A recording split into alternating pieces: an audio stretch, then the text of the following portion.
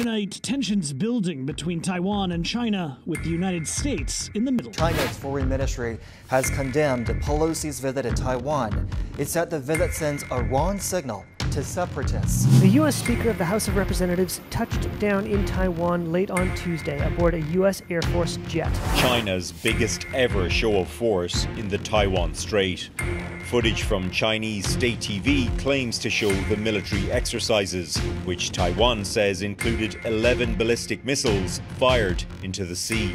So, Nancy Pelosi just visited Taiwan about 3 weeks ago, and we have to ask ourselves a question that no one really asked. Why now? I mean, Pelosi and the Democrats have a lot of issues to deal with at home, like the economy, inflation, abortion, and a lot of other issues.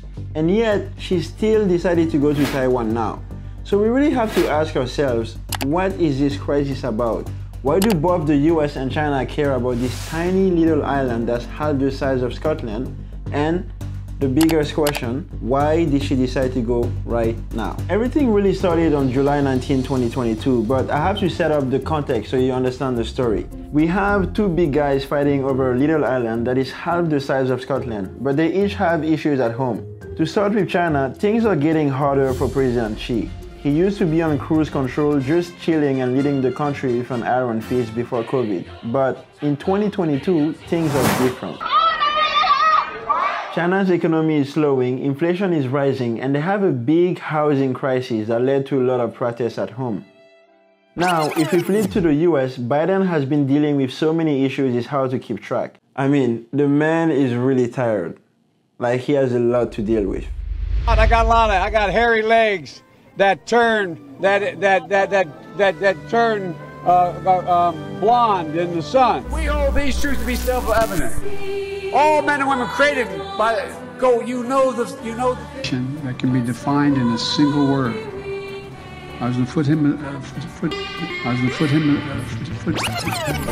But just last month, in July 2022, he went to the Middle East and was trying to sign deals with Saudi Arabia and Israel.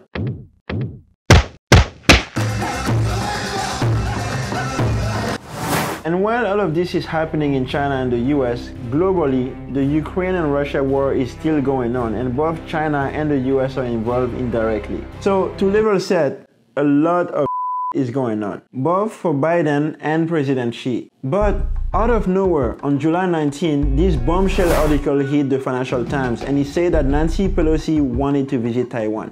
And that article was a pretty big deal because even though the trip was not confirmed yet, this was going to be the first time in 25 years that a high-ranking US official was going to visit Taiwan. So when Biden landed back home in the US on July 20th, he was directly asked about the article, and this is what he replied. Well, I think that the military thinks it's not a good idea right now. Then, just a few hours later, Pelosi made it clear that she didn't need Biden's permission to travel. I don't ever discuss my travel plans. It's a security issue. I think what the president was saying is maybe the military was afraid our plane would get shot down or something like that by the Chinese. I don't know exactly. House Speaker Nancy Pelosi largely shrugging off concerns about a rumored visit to Taiwan in August. And that's when the real crisis started in Washington. Because you have to understand, the legislative and the executive branch of governments are not supposed to fight, especially when they are from the same party. So this was kind of the beginning of a public fight between Pelosi and Biden, and it wasn't pretty. Per the US Constitution, Biden has no right to tell Pelosi what to do. So even though he didn't want her to go, he really couldn't do anything about it. He was like, please don't go. And she was like, no, I'm gonna go. And then he was like, and it's easy to understand why Biden didn't want her to go. I mean, the man has a lot of issues. Inflation, the economy, COVID, the Saudis, Russia, Ukraine, and all of these things were piling up on him. So he didn't want her to bring yet another issue on the table. But while the drama was getting started in Washington, D.C., on the other side of the world, Chinese officials were not happy about her planned visit to Taiwan. We are fully prepared. If the U.S. insists on going its own way, China will certainly take firm and forceful measures to safeguard its national sovereignty and territorial integrity. President Xi and his friends made sure to let the U.S. know that they didn't want this trip to happen, and some officials even talked about potentially shooting her plane down. That's a big deal. I mean, Pelosi and Biden were divided, but when China came in the picture, that was over. They become one team. It was the US versus China. And now Biden was like, okay, fine, I'm gonna support you. So on August 1st, the Biden administration changed the narrative to now say that the US should not be intimidated by China. They started to show support for Nancy Pelosi. The speaker will make her own decisions about whether or not to visit Taiwan. Congress is an independent, co-equal branch of government. The decision is entirely the speaker's. And on August 2nd, Pelosi finally landed in Taiwan and was welcomed by Taiwanese leaders. And China was really mad about this. So 2 days later, on August 4th, they fired 11 missiles and sent 27 military aircraft across Taiwan skies. They announced trade restriction on Taiwan and made a bunch of statements showing how angry they were.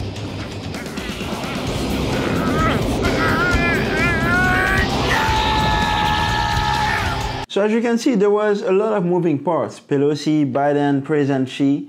But to come back to my initial question, why did she go now? Well, I'm going to answer, but while I have your attention, if you're enjoying this video so far, please like and subscribe to the channel. It means a lot. It really helps the channel grow, and it helps to get more perspective like this that we don't usually get in the traditional media. With that being said, let's get back to the video. So why now? I mean, there are two reasons that I have. First reason is the reason that Nancy Pelosi herself said. According to her, the reason behind her visit was to show support for democracy. She published an article in the Washington Post where she said, quote, "We live in a time where the world faces a choice between autocracy and democracy," end of quote, and America must stand for democracy and freedom in the world. In her article, she mentioned the Ukraine and Russia war and the threats that Taiwan faced from China, which made it necessary for her and the US to show support. And the truth is, if you take her statement at face value, it kind of makes sense. But let's not be silly here. Every time the US went to a country to support or preserve democracy, they had something to win out of it. And sometimes it didn't really end in the right way, as we've seen with Afghanistan.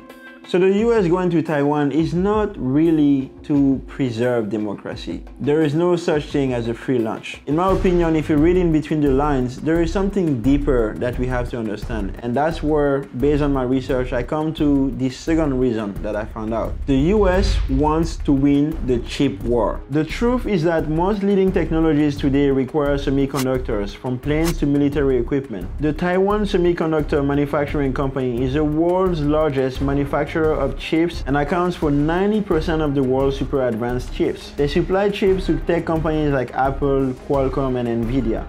And with the fact that China is now going through tough times with the lowest growth in more than 2 years due to COVID lockdowns, this may be seen as a critical time to attack the lion while it is down.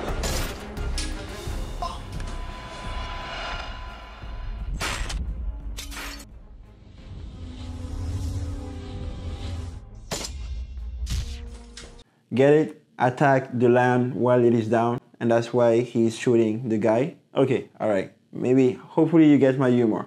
But the thing is, Pelosi really saw this time as a critical moment to go to Taiwan while China is down and start building relationships and maybe open the door for more trade talks. It is no coincidence that just before her trip to Taiwan, Congress passed the CHIPS and Science Act on July 29th, which will give $52 billion to help semiconductors companies increase production in the US. Equipping our nation to meet and beat the challenges of the 21st century. With our CHIPS and Science Act, we send to President Biden bold new investments to lower costs for America's families while protecting their financial future. And Taiwanese companies saw this as a good news too, as they can get money for operating in the US. TSMC has plans to build a $12 billion advanced semiconductor plant in the US in the coming years, according to Daiwa Securities Group. The CHIPS Act could offer up to $5.4 billion in subsidies to TSMC.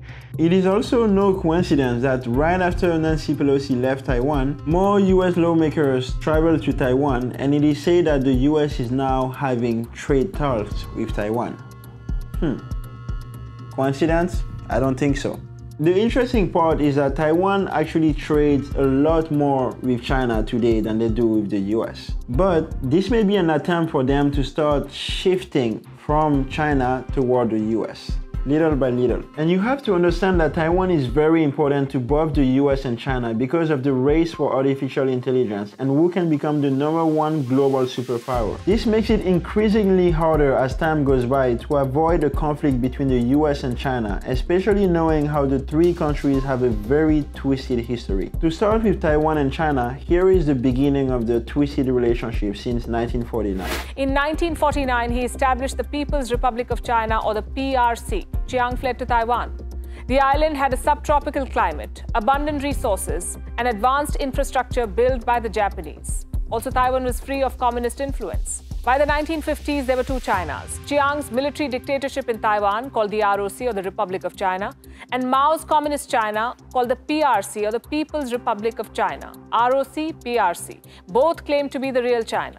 So both Taiwan and China claim to be the real China, and the US decided to recognize Taiwan as the real China. But here is where things got complicated between the three. In 1979, the US signed the One China policy and changed the diplomatic recognition from Taipei to Beijing. At the same time, they signed the Taiwan Relations Act, where they decided to offer military and trade support to Taiwan. This made everything confusing because on one hand, the US does not recognize Taiwan as an official country, and on the other hand, they support them militarily and have trade partnership with them. And that leaves us to the situation we have today in 2022, where Taiwan is strategically important to both countries, and we have a situation where the US wants to preserve the status quo and China wants to slowly start taking over Taiwan. Pelosi's trip was the first trip in 25 years by high-ranking US officials, but I think it may be a leading indicator of what's to come next. As you may know from one of my previous videos,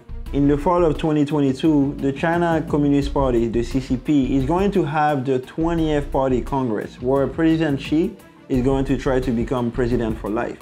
And with everything going on at home and with Taiwan, he will try to appear strong as someone who can fight the United States. So maybe they are going to react a little bit more than they have done so far. So far, they've done military drills and they stopped cooperating with the US on some key aspects. But if, or rather when China decides to escalate the issue, it may be the beginning of a massive change in the current world order. With that being said, thank you for watching. My name is Ned Lord. If you learned something valuable or something useful, please consider liking and subscribing to the channel. If you have something to share, I would love to hear from you in the comments below. With that being said, it was my pleasure. Thank you for watching, and I will see you in the next video. Bye for now.